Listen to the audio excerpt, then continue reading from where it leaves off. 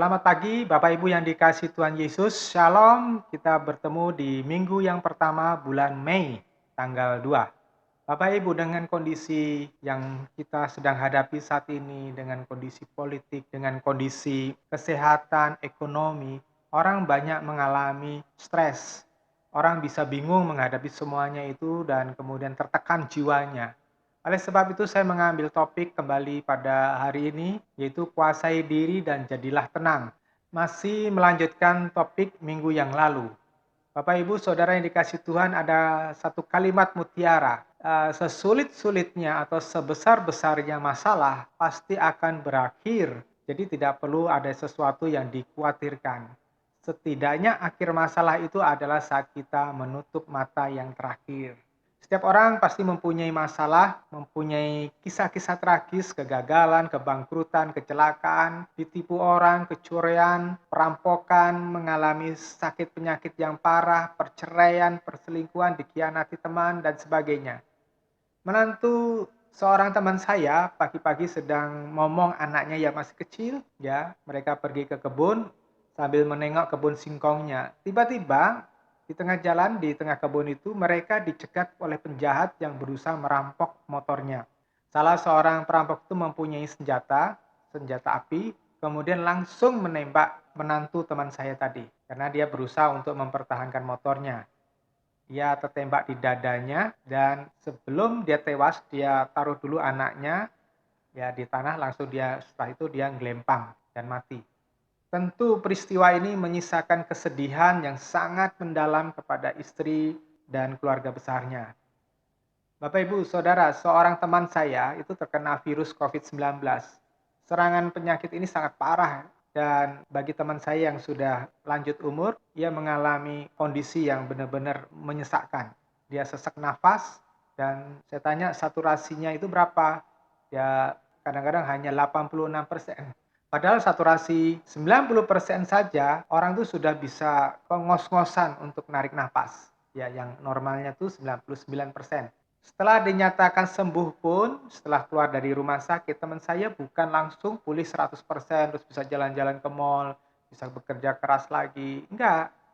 Jika ia berbicara terlalu banyak atau mengerjakan kesibukan rumah tangga, nafasnya itu langsung ngos-ngosan. Padahal sudah berlalu hampir 2 bulan. Ya memang tidak semua orang mengalami seperti itu, masing-masing itu punya ciri, punya dampak yang berbeda.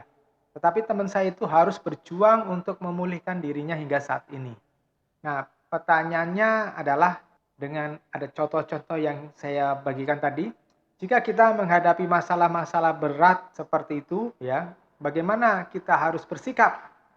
Jika Anda menghadapi masalah-masalah berat, bagaimana Anda harus bersikap?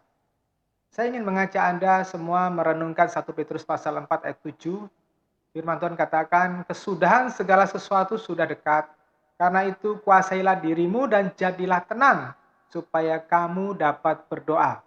Saya bisa mengerti mengapa ayat ini ditulis oleh Petrus.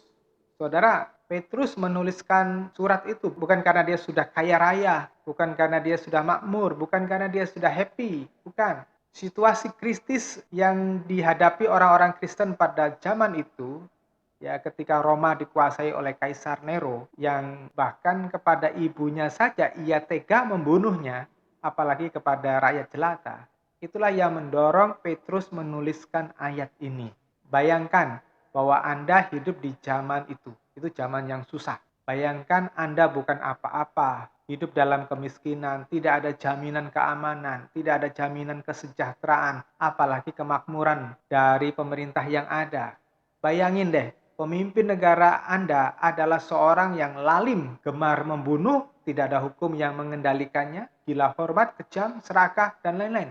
Saya yakin jika hal itu terjadi di zaman kita ini di Indonesia saat ini, pasti sudah banyak orang Kristen yang murtad. Saat ini ancamannya tidak datang dari pemerintah yang kejam, yang lalim seperti zaman Nero atau zaman Hitler saat Perang Dunia Kedua, juga bukan dari teroris radikal dari agama tertentu ya. Tetapi saat ini ancaman nyata adalah serangan pandemi COVID-19 yang melanda seluruh dunia dan dampak ekonomi yang ditinggalkannya. Menurut saya serangan virus corona ini tidak pandang bulu. Apapun suku rasnya, apapun usianya, apapun jenis kelaminnya, dan apapun agama dan alirannya. Kalau di Kristen ini kita tidak peduli itu orang Protestan, Katolik, Karismatik, Pantekosta, semuanya bisa dibunuhnya dan itu sudah terbukti. Ya, kejutan baru yang kita baru dengar yaitu kejutan India. Baru-baru ini kita dikejutkan ledakan pandemi di India yang menimbulkan korban yang mengerikan. Berita terakhir yang saya baca itu, ya India setelah mereka melakukan festival keagamaan yang dihadiri 3 juta orang yang mandi bersama di Sungai Gangga yang dipercayai akan mendatangkan berkat bagi orang yang melakukan prosesi seperti itu. Kemudian COVID-19 yang dikatakan sudah hampir selesai di India itu meledak kembali. Dalam semalam, pertambahan pasien yang terinfeksi mencapai 332.730 orang. Dan tingkat kematian setiap 5 menit itu 19 orang di kota New Delhi saja, itu ibu kota India. Saya mendengar entah benar atau tidak pandemi COVID-19 ini korbannya di seluruh dunia itu sudah melampaui flu Spanyol yang merebak pada tahun 1917 sampai 1918. 2 tahun itu mereka kehilangan 20 jutaan orang di seluruh dunia. Nah, jika benar berita ini, maka COVID ini benar-benar menjadi rekor jagal sedunia. Rumah-rumah sakit sampai kehabisan pasokan oksigen, pasien yang sudah megap-megap napasnya dijatah pemberian oksigen, mereka masih harus ngantri di luar rumah sakit menunggu tempat tidur. Pasien yang sekiranya tidak mungkin tertolong tanpa oksigen dibiarkan mati dalam penderitaan karena oksigen yang ada itu diutamakan buat yang masih memiliki kemungkinan hidup yang lebih panjang. Krematorium atau tempat pembakaran mayat tidak bisa menampung lagi. Akhirnya mayat dibakar secara massal supaya penyakit tidak lebih menyebar. Nah, ini saudara bisa lihat tayangan berikut ini.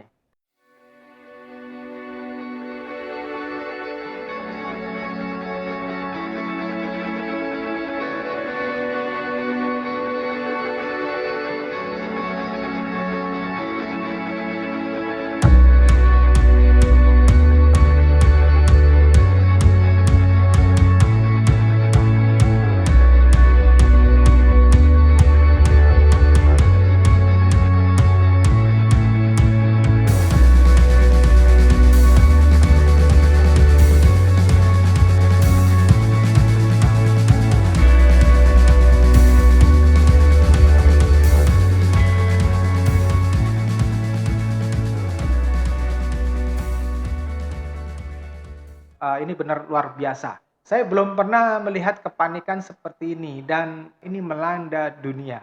Bisnis pariwisata hancur total, hotel-hotel pada bangkrut, pada tutup, maskapai penerbangan hancur, travel biru tutup, ekonomi benar-benar ambruk. Saya bisa merasakan betapa sulitnya orang mencari pekerjaan pada saat ini.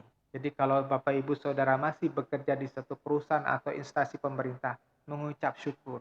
Jangan menyalahgunakan kesempatan ini, jangan menyalahgunakan wewenang itu hanya untuk memperkaya diri atau untuk senang-senang. Ini waktunya kita benar-benar mawas diri, prihatin, dan mencari Tuhan. Ya, beberapa orang datang kepada saya berharap saya bisa mencarikan pekerjaan buat mereka. Mungkin mereka berpikir saya masih punya koneksi untuk mencarikan pekerjaan buat mereka. Tapi mereka keliru. Perusahaan-perusahaan ini saat ini bukan mau menambah karyawan, sebaliknya malah mengurangi karyawan demi efisiensi untuk menyelamatkan perusahaan dari kebangkrutan.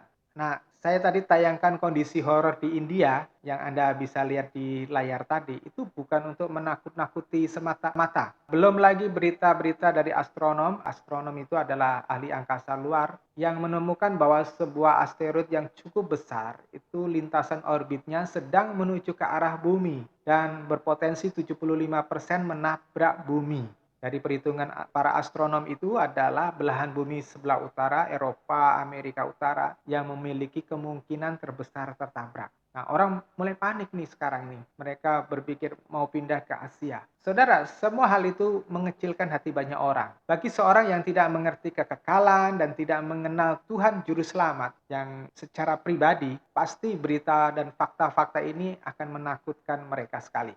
Banyak orang dapat menjadi panik, terbeban, dan kehilangan sukacita, bahkan kehilangan akal sehat mereka. Saya sih terus berdoa agar anak-anak Tuhan dapat selamat dari krisis ini. Saya berdoa perusahaan-perusahaan di mana anak-anak Tuhan berada dapat selamat dari krisis ekonomi global ini, ya.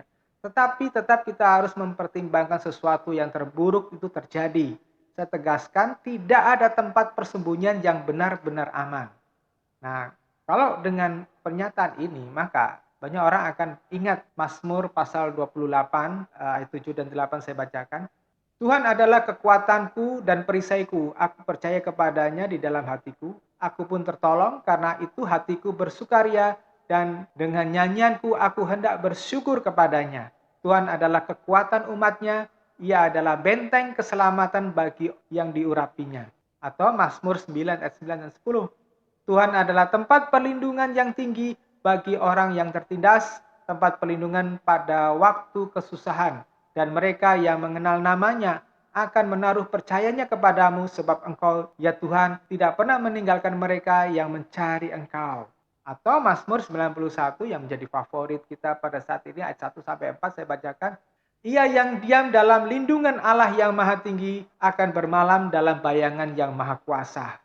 Aku akan berkata kepada Tuhan, pelindunganku dan kubu pertahananku, Allahku yang kepadanya aku percaya. Sebab ia akan melepaskanmu dari perangkap pemburu dan dari wabah penyakit yang melanda. Ia akan menyelimutimu dengan kepakan-kepakannya, dan di bawah sayapnya engkau akan menemukan perlindungan. Kesetiaannya adalah perisai dan dinding perlindungan. Nah, saudara yang dikasihi Tuhan Yesus, ada banyak pengalaman Daud dengan Tuhan, dan ia tuangkan apa yang ada di dalam hatinya itu di dalam Mazmur tentang perlindungan Tuhan. Nah, bagi Bapak Ibu, saudara yang dikasihi Tuhan Yesus, tidak bisa disangkal bahwa pengalaman Daud dengan perlindungan Tuhan adalah perkara yang menakjubkan, di mana ia berhasil lolos dari maut dan kekalahan-kekalahan. Ia bisa meloloskan diri dari musuh-musuh yang sudah ada di depan matanya sekalipun. Saya melihat apa yang dialami Daud ini, ya dahulu itu dari sudut pandang yang sempit dan dengan sikap yang egois. Maksudnya dari sudut pandang yang sempit dan sikap egois itu adalah begini. Karena rata-rata pengandalan diri kepada Tuhan itu karena rasa putus asa menghadapi tantangan hidup atau menghadapi masalah. Lalu sekedar ingin keluar atau lari dari masalah tersebut. Dengan harapan akan mendapat pertolongan tepat pada waktunya, lolos dari masalah, dan kemudian di balik semuanya itu ada harapan setelah lolos dari kemiskinan, penderitaan, akan kembali lagi mengalami kesejahteraan, mengalami kembali lagi kemakmuran, dan bisa menikmati kesenangan dunia ini. Nah, itu sebetulnya banyak pikiran yang seperti itu. Harapan seperti itu sebetulnya selfish ya, egois, mementingkan diri sendiri. Misalnya Anda punya toko terancam bangkrut, ada risiko jatuh miskin, dan doa orang-orang yang seperti itu biasanya terbesit keinginan supaya tokonya itu lancar kembali ya, dan cash flow-nya membaik. Lalu orang-orang itu akan dapat kembali kekayaannya dan kenyamanannya, itu harapannya ya. Anda tidak mendapat keturunan walaupun sudah lama menikah, tidak punya anak, ya lalu Anda berdoa minta keturunan. Sebetulnya motivasinya tuh karena malu dikatain mandul atau takut tidak punya penerus marga yang merupakan simbol harga diri. Bapak Ibu mungkin ada yang menghadapi sakit parah. Saya kira apapun akan dipertaruhkan supaya bisa sembuh, termasuk minta doa sana sini. Dan kita biasanya mengandalkan Yakobus pasal 5 ayat 16. Karena itu hendaklah kamu saling mengaku dosamu dan saling mendoakan supaya kamu sembuh. Doa orang yang benar yang dinaikkan dengan sungguh-sungguh sangat besar kuasanya. Jadi biasanya hamba Tuhan bila menghadapi orang yang sakit itu membesarkan hati mereka, ada kesempatan untuk kesembuhan, tapi suruh bertobat dulu. Nah, orang yang sudah kepepet, ya pasti dia mengaku dosa, bertobat. Tapi setelah sembuh itu belum tentu dia sungguh-sungguh melanjutkan pertobatannya. Kenapa? Karena hanya sekedar takut mati, takut tidak berdaya, takut sakit. Sekarang setelah saya sekian lama bergaul dengan firman Tuhan, saya melalui berbagai pergumulan hidup, saya belajar banyak dari hidup bersama dengan Tuhan. Akhirnya saya pada suatu kesimpulan, tidak ada yang layak diperjuangkan di dalam hidup ini selain perkenanan kepada Tuhan. Ya, tidak ada yang lebih berarti di dalam hidup ini selain bersama-sama dengan Tuhan. Banyak kejadian-kejadian di akhir-akhir ini yang mengubah perspektif hidup saya dan cara berpikir saya, cara saya mengerti tentang hati Allah Bapa kita. Kembali ke 1 Petrus pasal 4 ayat 7, kesudahan segala sesuatu sudah dekat, karena itu kuasailah dirimu dan jadilah tenang supaya kamu dapat berdoa. Kata kuasailah itu adalah terjemahan dari kata bahasa Yunaninya nepsate, yang artinya adalah be watchful atau artinya waspada, pasang matamu baik-baik. Nah, kewaspadaan artinya benar-benar menjaga kepekaan indera mata kita dengan kesiagaan akan datangnya bahaya untuk kita bisa siap-siap menghadapi tantangan ataupun masalah tersebut. Ya, sedangkan kata tenang berasal dari kata sophronesate yang artinya be sober minded atau artinya berpikir yang sehat, berpikirlah yang waras. Nah, yang dihadapi banyak orang Kristen itu seperti di Efesus 6 ayat 12 katakan, sebab perjuangan kita bukanlah melawan darah dan daging, bukan melawan darah dan daging itu maksudnya bukan melawan manusia yang jahat, yang dikuasai oleh iblis pola berpikirnya, ya, tetapi melawan pemerintah-pemerintah, penguasa-penguasa, kekuatan-kekuatan di dunia kegelapan ini dan melawan kekuatan roh dari si jahat yang ada di langit. Langit itu berbicara tentang dunia spiritual. Nah, saudara yang dikasih Tuhan, banyak orang Kristen tertipu karena mereka terfokus kepada masalah. Dikiranya itu hidup mereka itu menghadapi masalah-masalah tersebut. Ya, akhirnya mereka timbul ketakutan, kekhawatiran, hilang kepercayaan mereka kepada Tuhan, bahkan perbuatan-perbuatan yang nekat, lalu akhirnya kehilangan kesetiaan kepada Tuhan. Saya telah melihat banyak contoh ya orang-orang Kristen yang benar-benar jadi gila atau tidak siuman sekalipun secara fisik itu sepertinya masih normal-normal aja. Saya ambil ilustrasi beberapa contoh seperti ini ya. Anda tahu kan ya orang gila, orang yang sudah kehilangan akal sehat. Saya ingat karena saya sangat tahu tentang orang-orang yang tidak waras. Sebab saya pernah menampung 3 orang-orang yang tidak waras ini dalam rumah saya dan kami rawat selama beberapa minggu dan mereka sembuh pada waktu itu. Ya. Nah, selama merawat mereka dan juga kalau saya lihat orang-orang gila ini di jalan-jalan, mereka tuh memiliki ciri-ciri sebagai berikut. Satu, mereka tidak tahu malu, entahkah mereka itu telanjang atau tidak, mereka itu tidak peduli, ya, tidak mempunyai rasa malu lagi. Nah, kalau orang yang merasa dirinya normal tapi tidak memiliki rasa malu lagi di dalam perilakunya, asal ngomong aja, asal jeplak, asal berkelakuan, ya tidak punya nilai-nilai etika. Nah, saya takut orang tersebut sebetulnya sudah nggak waras. Yang kedua, mereka tidak suka bersih-bersih, mereka tidak suka mandi, sehingga mereka itu kelihatannya dekil kotor ya. Dan baunya itu dari jauh tuh sudah bisa kebauan. Dari jauh itu baunya bukan kepalang. Nah, ada orang-orang yang merasa waras tetapi tidak suka mandi. Lalu, jangan-jangan orang yang normal tersebut tuh sebetulnya sudah disusupi virus gila. Bapak Ibu yang dikasih Tuhan Yesus, perhatikan apa yang akan saya katakan berikut ini. Ya. Orang yang bermasalah dengan jiwanya karena tidak mempunyai pengenalan akan Allah, menurut Hosea pasal 4 ayat yang ke-6, kita bisa baca bahwa umatku binasa karena menolak pengenalan akan Allah. Nah, orang-orang ini tidak memiliki hidup yang bersih. Sebaliknya mereka memancarkan bau kebusukan, kehidupan yang najis yang memancarkan kematian yang kekal, yaitu kematian terbuang di neraka. Ya, yang ketiga, pakaian mereka biasanya dekil, kotor, mereka tidak tahu menyetrika, apalagi mencuci. Orang-orang gila yang seperti ini itu tidak peduli penampilannya. Nah, Anda yang malas menyetrika, pakaiannya yang habis dicuci dibiarin menggunung, berantakan, lusuh, ya sebaiknya Anda memeriksa diri kepada ahli jiwa ya. Siapa tahu Anda punya korsleting di otak saudara. Intinya orang tidak waras itu tidak suka kebersihan, tidak suka kerapian. Mereka tidak peduli rumah mereka jorok, banyak kotoran, banyak sampah, banyak belukar. Karena mereka tidak merasa memiliki cita rasa tentang keindahan atau kebersihan lagi. Mereka itu ya boro-boro mau nyapu rumah, bersih-bersih halaman, ngurus dirinya aja udah malas ya. Ketidakwarasan rohani atau orang yang sakit jiwanya itu tidak memiliki keindahan rohani. Yang ada adalah sesuatu yang buruk, yang ditampilkan itu sesuatu yang buruk, yang tidak menyenangkan.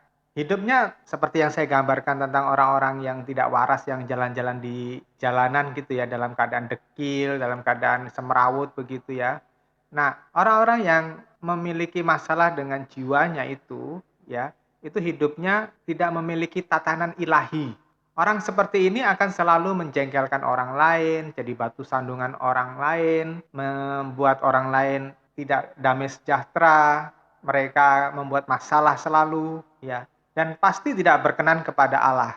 Terus yang lainnya, yang jelas orang-orang gila ini tidak tahu sopan santun, tidak tahu beribadah, ya. Nah, kalau kalian ini tidak suka beribadah, bisa jadi Anda punya gangguan jiwa. Orang gila tidak bisa mengendalikan emosi dan perasaannya. Mereka mau ngamuk, ngamuk aja. Mau marah, marah aja, cocong aja.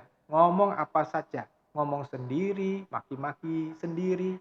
Nah, Anda yang tidak bisa kontrol emosi, menurut saya pasti ada korslet di sini, ya. Atau kalau simptomnya itu lebih ringan, Anda yang tidak bisa mengekang mulut untuk membicarakan keburukan orang lain alias bergosip, tidak bisa mengampuni alias tetap dendam, wah itu sebetulnya orang-orang itu tuh pasti bermasalah di dalam jiwanya. Saya punya seorang bekas murid dahulu banyak terlibat dalam pelayanan pelepasan bersama dengan saya. Setelah berpindah tempat di kota lain, saya bersahabat dengan gembala yang baru, gembalanya yang baru, ya.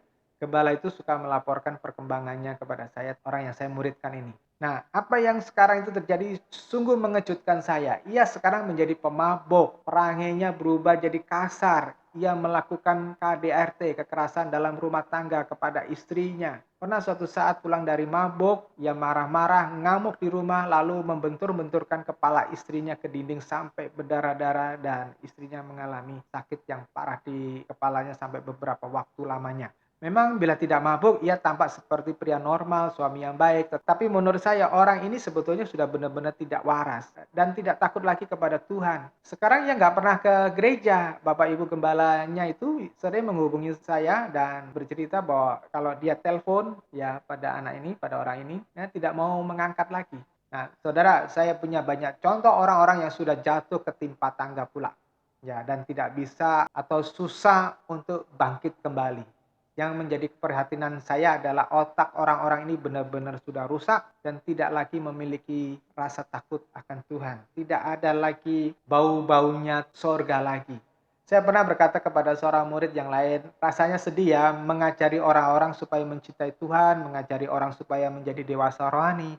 Tetapi mereka menyepelekan, melepekkannya, dan mereka kembali ke kubangan yang lama. Saya memberikan nasihat untuk Anda yang mau mendengar ya, di Amsal 4 ayat 23. Jagalah hatimu dengan segala kewaspadaan karena dari situlah terpancar kehidupan. Bapak Ibu Saudara yang dikasihi Tuhan Yesus, jangan pernah menyentuh area dosa, area kegelapan. Jangan pernah coba-coba. Karena jika engkau sudah menyentuh, engkau akan kejegur ke sana dan tidak bisa ada rem lagi. Firman Tuhan tadi di Amsal 4 ayat 23 berkata, jagalah hatimu. Maksudnya adalah peliharalah hatimu. Ya, menjaga hati itu memelihara dari segala macam pencemaran. Kenapa? Karena dari hati itulah itu akan terpancar kehidupan. Dari hati itu akan keluar bagaimana Anda berbicara. Kalau hatimu busuk, maka yang keluar dari mulutmu itu adalah perkataan-perkataan yang membusukkan. Perkataan-perkataan yang menjatuhkan. Terus terang, saya suka heran pada orang-orang yang dengan sukarela mencemplungkan diri di dalam kubangan dosa. Hati nurani mereka itu sudah sedemikian rupa sehingga kacau, rusak ya. Saya sebetulnya nggak tahu ya kenapa baik laki-laki atau perempuan ada yang bisa tidak jujur dengan pasangannya, yang suka berselingkuh, atau pria dan wanita yang haus seks, yang tidak terpuaskan dengan pasangannya. Saya juga heran ya, nggak ngerti kenapa ada anak-anak muda yang tidak memiliki rasa takut akan Tuhan, hidup dengan kemabukan, pesta pora, glamor, kemewahan, ya hidup dengan seks bebas, dan tidak cukup memberi perhatian kepada Tuhan. Segala bentuk kedagingan, keinginan mata, keangkuhan hidup yang melanda banyak orang saat ini itu sebetulnya tidak menghormati Tuhan dan tidak mengasihi Tuhan.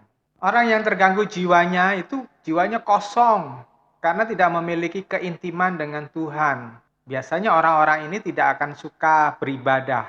Orang jenis ini mempunyai prinsip rumput tetangga lebih hijau.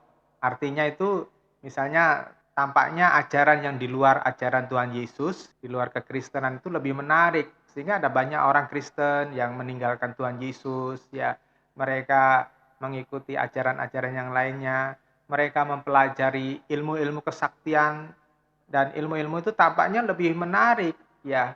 Terus ada kelompok-kelompok orang dan sebagian besar sepertinya saat ini seperti di dunia barat itu mereka hidup di dalam pergaulan yang liar, di luar tatanan kekristenan yang menekankan kepada kekudusan. Mungkin masih pakai kalung salib, mungkin masih menyatakan dirinya orang Kristen, tapi kehidupannya sudah liar. Nah, keliaran ini tampaknya lebih menarik daripada kehidupan yang kudus. Orang-orang yang tidak menjaga hatinya dan tunduk kepada keinginan daging, keinginan mata, keangkuhan hidup, itu orang-orang yang tidak menjaga hati dengan waspada. Dan mereka akan menjadi alat peraganya setan. Saudara yang dikasih Tuhan, ada serbuan roh jahat dalam pikiran orang-orang yang tidak menghormati Allah. Karena saya telah melihat bagaimana orang-orang yang dahulu melayani, orang-orang yang dulu rajin melayani, sekarang itu telah berubah sama sekali dan parahnya tidak ada kepekaan rohani sama sekali. Hidupnya hanya seputar mencari kenyamanan di dunia ini. Ya, paling tidak hanya untuk memuaskan hatinya saja. Ya, mereka masih ke gereja, mereka kadang-kadang masih melayani gitu, tapi hanya sebatas kewajiban semata-mata. Nah, Roma pasal 1 ayat 28-31 saya bacakan. Dan karena mereka tidak mau mengakui Allah dalam pengetahuan mereka, maka Allah menyerahkan mereka kepada pikiran-pikiran yang bobrok, sehingga mereka melakukan hal-hal yang seharusnya tidak mereka lakukan.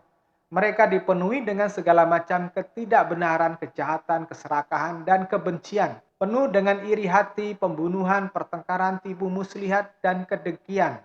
Mereka adalah penggosip, pemfitnah, pembenci Allah, kasar, sombong, bermulut besar, dan penemu kejahatan. Dan tidak taat kepada orang tua, bodoh, tidak setia, tidak berperasaan, dan kejam. Juga di Efesus 4 ayat 17-19, Paulus mengatakan, karena itu aku katakan dan tegaskan dalam Tuhan, jangan lagi kamu hidup seperti orang-orang yang tidak percaya, yang hidupnya dengan pikiran yang sia-sia. 18. Pengertian mereka menjadi gelap dan terpisah dari kehidupan Allah karena kebodohan yang ada dalam diri mereka yang disebabkan oleh kekerasan hati. Perasaan mereka telah menjadi tumpul dan mereka menyerahkan diri kepada hawa nafsu untuk melakukan segala kecemaran dengan keserakahan. Saya ulangi di ayat 19, perasaan mereka telah menjadi tumpul. Tidak ada kepekaan lagi, tidak ada kepekaan terhadap suara Roh Kudus. Dan ini benar-benar ketumbulan yang melanda banyak orang Kristen pada saat ini. Jika saya melihat keadaan mental banyak orang Kristen saat ini, apakah mereka akan masuk surga ketika mereka meninggal saat ini? Nah, pertanyaan ini akan saya jawab bahwa sejujurnya saya pesimis. Sekalipun orang Kristennya banyak di dunia ini 1 miliar lebih, tetapi saya pesimis bahwa semuanya itu 1 miliar lebih itu bisa diterima surga. Saya mengeluh kepada Tuhan karena seringkali saya merasa seperti berbicara dengan tembok. Sepertinya waktu dan jeripaya saya banyak yang sia-sia. Selalu berkali-kali orang yang saya layani tidak mempunyai kesetiaan menjaga hati mereka dan setidak-tidaknya jatuh ke level kesuaman. Banyak orang Kristen merasa aman dengan level kesuaman ini loh. Mereka tidak menyadari bahwa mereka akan menghadapi pengadilan Allah yang dahsyat. Mereka akan dimuntahkan oleh Tuhan seperti di dalam Wahyu pasal 3 ayat 15-16. Aku tahu perbuatan-perbuatanmu bahwa kamu tidak dingin ataupun panas. Alangkah baiknya jika kamu dingin atau panas. Jadi karena kamu hangat, tidak panas ataupun dingin, aku akan memuntahkanmu dari mulutku. Saudara, arti memuntahkan dari mulut ini itu berbicara sesuatu yang ditolak mentah-mentah karena tidak diharapkan. Saudara, ini saya benar-benar berpikir, ya ampun ya, betapa mengerikannya kalau dimuntahkan Tuhan. Tapi banyak orang tidak sampai berpikir ke sana. Hanya karena kesadaran ini, rasa takut dan hormat pada Tuhan itu sudah sangat jarang terjadi. Jika saya sampai hari ini masih merekam khotbah ini, ya itu supaya Anda tidak tenggelam dalam timbunan harta ataupun masalah hidup Anda. Jagalah hatimu dengan kewaspadaan, artinya tetaplah waspada terhadap penipuan setan yang mau mengalihkan perhatianmu dari Tuhan.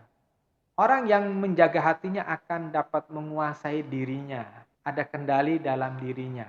Orang yang memiliki penguasaan diri akan dapat mengendalikan diri dari semua tawaran keinginan dunia. Tuhan Yesus adalah sebuah teladan yang baik, yang layak kita contoh.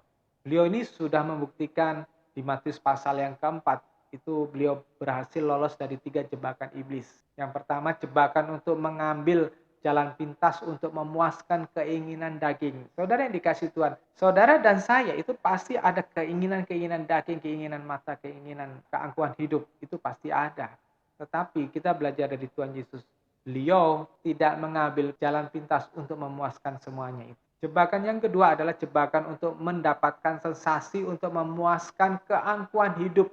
Orang paling senang dipuja, orang paling senang dihargai, orang paling senang dihormati. Ya, tapi Tuhan Yesus mengajarkan kepada kita, kita tidak memerlukan hal yang seperti itu. Jebakan yang ketiga adalah jebakan memperkaya diri untuk memuaskan keinginan mata. Siapa sih yang nggak suka kaya? Siapa sih yang tidak mau memiliki jabatan, kekuasaan? Ya semuanya enak. Ya tetapi itu semuanya akan menjadi perangkap bagi orang yang tidak waspada. Nah, jadilah tenang. Maksudnya apa? Tetaplah pikiranmu itu waras untuk ukuran Tuhan. Bapak Ibu, saya ini berbicara kewarasan di hadapan Tuhan itu bukan kewarasan secara normal manusia ya. Banyak orang tidak telanjang memang di jalan-jalan, tidak histeris, tidak teriak-teriak, tetapi pikiran mereka itu sebetulnya tidak waras. Nah, orang-orang yang bermasalah dengan jiwanya ini tidak bisa mengendalikan emosinya, mudah meledak. Orang-orang jenis ini termasuk orang-orang yang kesulitan mengendalikan keinginan daging, keinginan mata, keangkuhan hidup. Mereka tidak pernah sadar bahwa sifat mereka itu buruk, tetapi mereka akan menuduh orang lainlah yang buruk. Mereka mengira bahwa mereka itu orang baik dan orang lainlah yang buruk. Biasanya orang jenis ini sulit diajari kehidupan yang benar di hadapan Bapa. Untuk menjadi seorang yang bisa tetap tenang walaupun apapun yang terjadi, maka saya mengajak Anda merenungkan Mazmur pasal yang pertama, ayat 1 sampai 3. Diberkatilah orang yang tidak berjalan menurut nasihat orang fasik, tidak berdiri di jalan orang-orang berdosa, dan tidak duduk di tempat tinggal para penghina. Akan tetapi yang kesenangannya ada di dalam hukum Tuhan, dan ia merenungkan hukumnya siang dan malam. Ia seperti sebuah pohon yang ditanam di tepi aliran-aliran air, yang menghasilkan buahnya pada musimnya, dan daun-daunnya tidak layu. Segala sesuatu yang dilakukannya berhasil. Bapak Ibu, Saudara yang dikasih Tuhan, cara pandang Mazmur pasal yang pertama ayat yang 1 sampai 3 itu bisa bermacam ragam. Orang yang berpikiran materi, ya, prosperity, kemakmuran, akan mengartikan ayat yang ketiga tadi, segala sesuatu yang dilakukannya berhasil, itu sebagai pengesahan kemakmuran atau kesejahteraan duniawi. Dahulu saya berpikir demikian, bahwa orang yang hidup berkenan kepada Tuhan itu nanti akan datang segala berkat, kekayaan, kemakmuran, kesejahteraan seperti sungai mengalir. Tetapi sekarang ketika saya sungguh-sungguh mengarahkan diri kepada Tuhan, saya melihat dari perspektif yang berbeda, yakni dari sudut pandang kekekalan. Nah, sudut pandang kekekalan itu tentu berhubungan dengan kerajaan Allah. Saya akan melihat segala sesuatu saat ini dari Roma pasal 14 ayat 17 sampai 18. Sebab kerajaan Allah bukanlah soal makanan dan minuman, tetapi soal kebenaran, damai sejahtera, dan sukacita oleh Roh Kudus. Karena barang siapa melayani Kristus dengan cara ini, ia berkenan kepada Allah dan dihormati oleh manusia. Perhatikan, kerajaan Allah bukan soal makanan dan minuman. Makanan minuman ini memang di pasal 14 ini Paulus membongkar masalah makanan yang menjadi batu sandungan kepada orang-orang yang non-Yahudi yang mereka tidak makan makanan tertentu atau mengharapkan makanan-makanan tertentu. Tetapi saya melihat ayat yang ke-17 ini itu adalah berbicara bahwa kerajaan Allah itu bukan soal sesuatu yang bisa diukur, bisa dinikmati oleh panca indera kita. Mata, telinga, hidung, kulit, lidah. Sebetulnya kerajaan Allah itu tidak boleh dipatok atau dibatasi hanya sebatas yang bisa kita jamah, kita ukur dengan panca indera kita. Kerajaan Allah tidak boleh diukur hanya sebatas kekayaan saja. Kerajaan Allah tidak boleh dibatasi dari kemakmuran, dari kekayaan. Kerajaan Allah itu berbicara tentang soal kebenaran. Nah, kebenaran yang dipakai dalam ayat yang ke-17 ini dalam bahasa Yunaninya itu sama dengan Matius pasal 5 ayat yang ke-20, yaitu menggunakan istilah dikaiosunen. Nah, kebenaran di sini itu adalah justifikasi atau suatu nilai yang diukurkan kepada kita, dan nilai-nilai ini itu berhubungan dengan nilai ilahi, dengan nilainya Tuhan, bukan nilainya manusia. Nah, nilai-nilai ini itu yang menentukan bahwa kita ini layak di hadapan Tuhan apa enggak. Jadi bukan nilai yang dianut oleh dunia ini. Misalnya begini, kalau saya orangnya tidak neko-neko, orangnya tidak membuat kriminal, maka saya orang baik di masyarakat. Kalau nama saya terpampang di koran sebagai penyumbang korban banjir, bencana alam, saya orang baik. Nah, itu nilai-nilai manusia, tetapi nilai Allah lebih daripada itu. Kalau kita tidak memiliki justifikasi yang dari Allah tadi, maka seperti Matius 7 ayat 21, walaupun kita menyebut Yesus Tuhan, Tuhan, maka Tuhan berkata, aku tidak mengenal kamu. Ya. Terus yang kedua, kerajaan Allah itu terdiri dari damai sejahtera dan sukacita oleh Roh Kudus. Artinya apa? Damai kita, sejahtera kita, sukacita kita itu tidak bisa diukur dari berapa kaya kita, berapa banyak uang kita, tabungan kita, dan berapa senang kita. Sukacita kita itu harus diukur bahwa kita memiliki hubungan yang intim dengan Tuhan. Sukacita kita harus diukur bahwa kita memiliki pengenalan akan Allah. Yang lainnya itu hanya pepesan kosong. Ya, kalau Bapak Ibu bisa seperti itu, maka engkau masuk di dalam kerajaan Allah. Nah, maksudnya perkara materi dan jasmani bukan lagi hal-hal yang penting kalau kita sudah masuk di dalam kerajaan Allah. Itu artinya apa? Apa kita sudah memuaskan Bapa? Ini adalah hal yang paling penting. Dan berdasarkan pengalaman saya bersama dengan Tuhan, jelas bahwa kerajaan Allah ini tidak bisa disandingkan dengan kekayaan dan kejayaan duniawi. Artinya hidup ini tidak cuma semata-mata untuk memuaskan keinginan daging, keinginan mata, keangkuhan hidup yang didasarkan pada materi. Nah, kembali kepada Mazmur pasal 1 ayat yang kedua tadi, orang yang kesukaannya firman Tuhan, ia seperti pohon yang ditanam di tepi aliran sungai. Mengapa? Karena seperti Roma pasal 14 ayat 17, hidup yang sejati adalah bisa menikmati damai sejahtera dan sukacita bersama dengan Allah, yang tidak tergantung kepada besar kecilnya uang yang kita miliki. Coba deh, Anda mau merenungkan sebentar apa yang saya katakan ini, ya.